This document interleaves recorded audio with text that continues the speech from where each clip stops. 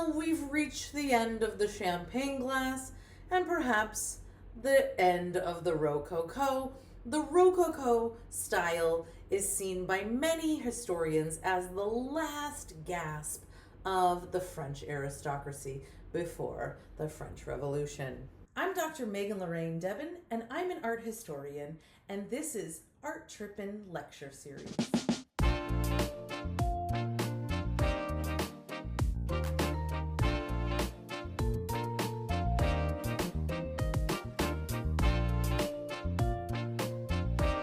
Hi, I'm Dr. Megan Lorraine Debin, and this is Art Trippin.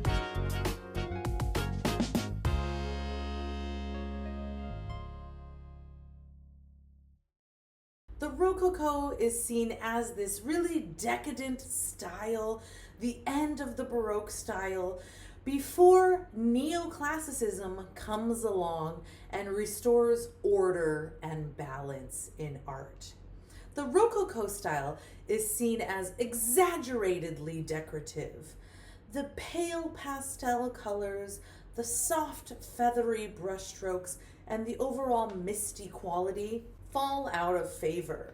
The images of the French aristocracy frolicking around in the countryside, drinking champagne in gardens, engaging in erotic behavior, all of this is seen as characteristic of the aristocracy, as superficial, as vacuous. And some of the critics of the Rococo style said that this style was full of too much nudity, too much sexiness, too attached to the eventually doomed aristocracy. So who were the critics of the Rococo?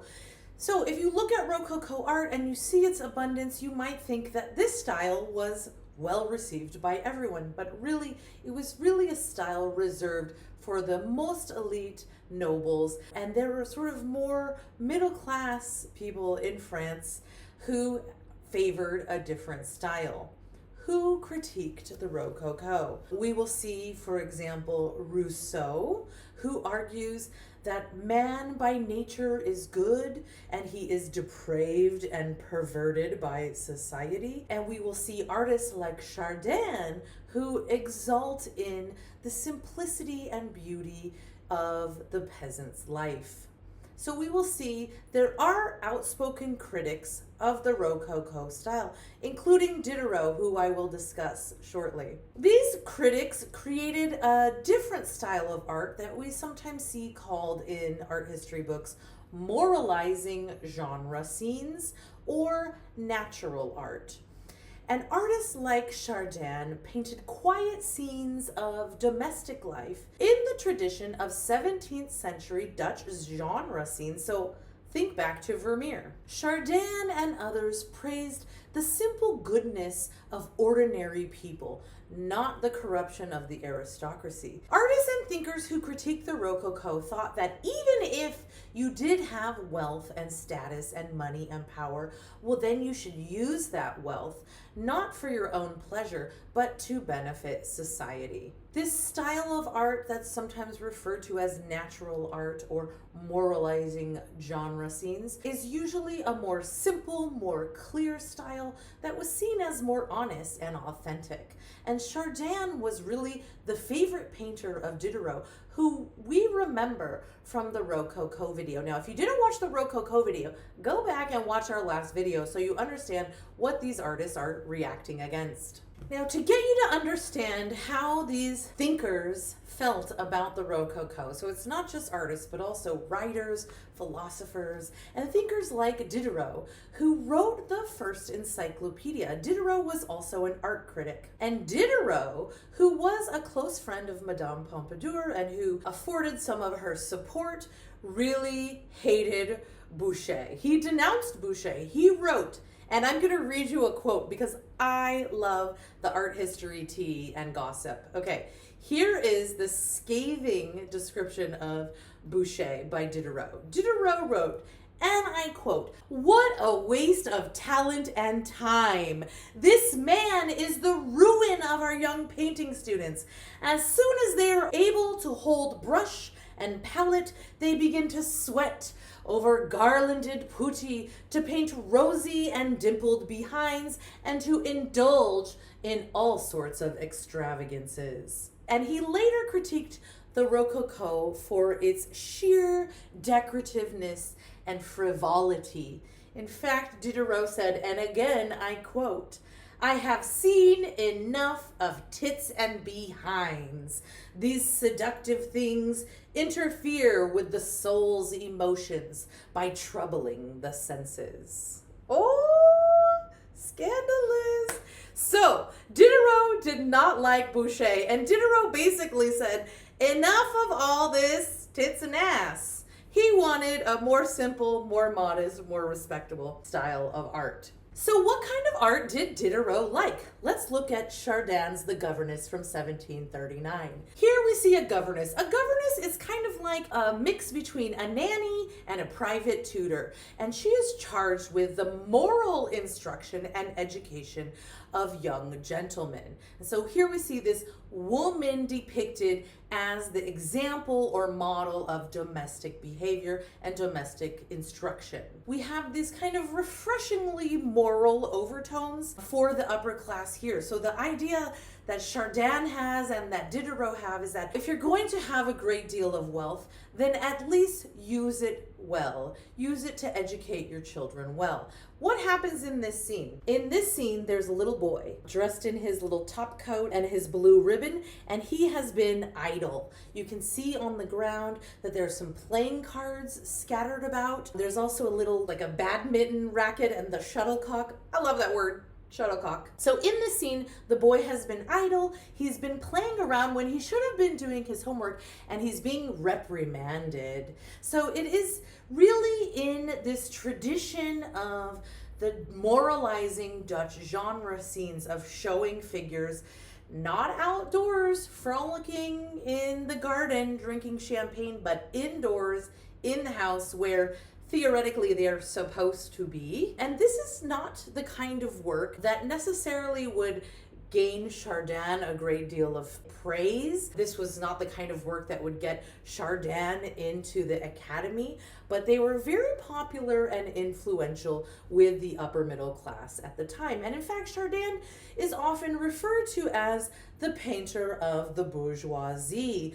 that emergent class of merchants, traders, people who worked for a living but had a little bit more disposable income than working class people. I think when we look to Chardin next to Vermeer, for example, here we're looking at Chardin's The Governess and Vermeer's Woman Weighing Her Pearls, we can see some of these quiet interior moments, the woman in the position of instructing, the woman in the position of moral authority, and we can see that it's very much an interior domestic scene.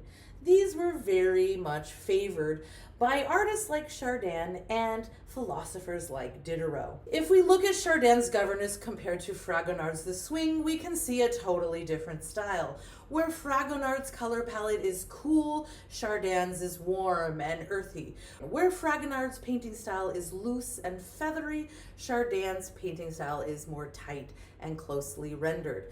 Where Fragonard's subject matter is a subtle sexual innuendo about these individuals frolicking out in the countryside, engaging in all sorts of frivolous and fun activities, Chardin's shows us a moment of moral authority, of instruction and education. And for Chardin, this is really what wealthy people should be doing, properly educating their children. In another example, here's Chardin's Saying Grace from 1740, now housed in the Louvre in Paris. We see again a simple, humble room, a domestic scene where this woman is in the position of moral authority. She is instructing these two young girls in how to say grace before they eat their dinner. We have these kind of mellow, earthy, warm tones and a quiet attention to detail. And overall, it's a very simple composition. It's rather a humble scene in contrast to all of that frilly excess of the Rococo. In other examples, like The Benefactress from 1775, Here we can see this young aristocratic girl who is being taken to visit the sick and the elderly. So here we have really this idea of a new moral instruction for the upper classes. In this condemnation of the Rococo, we are presented with an alternative model for behavior. So this wealthy girl here is being instructed to do the good work of administering to the sick. So she's been brought by her maidservant, and there's a nun in the background who's sort of affirming this moral didactic message. This little girl has come to minister to the sick. This is one of the acts of mercy in the gospel. And the idea is that the upper classes should be using their power and their wealth for good. They should be using their time and their energy and their money to care for the lower classes. Even paying attention to the lower classes was a big deal, as most of the French aristocracy was out in the countryside near Versailles, getting hammered off champagne and doing it in the bushes. This scene by Greuze of this benefactress, it always calls to mind for me celebrities volunteering at a soup kitchen on Thanksgiving, something like this, where these people who have a great deal of wealth and privilege and power are depicting themselves as giving back to those without. And in our last example, let's look at William Hogarth's Marriage a la Mode from 1745. So here we see a depiction of sort of the problems of a loveless city marriage. And this is contrasted with the kind of simplicity of an idealized version of countryside romance. This is a marriage of convenience in which there isn't really love between these two people, and in fact, they're both messing around on each other. The wife has been surprised by her husband coming home at 1 p.m. after a night out. The woman has been messing around with her music teacher, who has jumped up from this chair, and we see this overturned chair. You see the husband, he's wandering in hungover at 2 p.m. in the afternoon from the night before, and the dog is sort of sniffing at his pocket. He's got a lady's hat, probably of his mistress or a sex worker, in his pocket. So we see this really sad, loveless marriage. You can also see the couple's accountant with a stack of bills. So they've got all of these unpaid bills. They're really not doing their duty and staying on top of things in their life. This image is painted as part of a sequence of 6 scenes, and the story progresses from this really loveless marriage through adultery, eventually leads to the murder of the husband by the wife's lover, and then her death by suicide, leaving their only child an orphan. So the whole series is a tale of a sort of warning against that Rococo decadence that can really lead people down a path to destruction. It's a rather disappointing and unromantic view of love, and it really depicts the reality of the consequences of some of those careless choices that people are making during the Rococo.